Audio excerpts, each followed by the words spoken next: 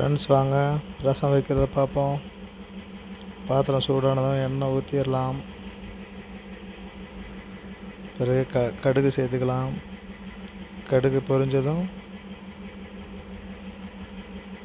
புளி கரைசல் ரெடி.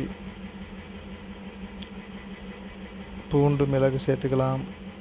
நல்லா பொரிஞ்சதும் புளி கரைசல் ஊற்றலாம். பிறகு தக்காளி கரைசல். இப்போ தக்காளி மிக்சியில் அரைச்சி வச்சுக்கலாம். அதையும் கலந்துக்கலாம்.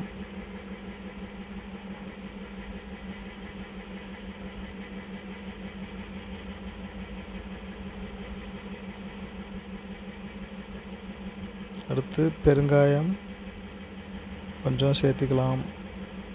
ரசத்துக்கு பெருங்காயம் முக்கியம். அப்புறம் உப்பு சேர்த்துக்கலாம். தேவையான அளவு சேர்த்துக்கோங்க. ஒரு கலக்கி விட்டுக்கலாம்.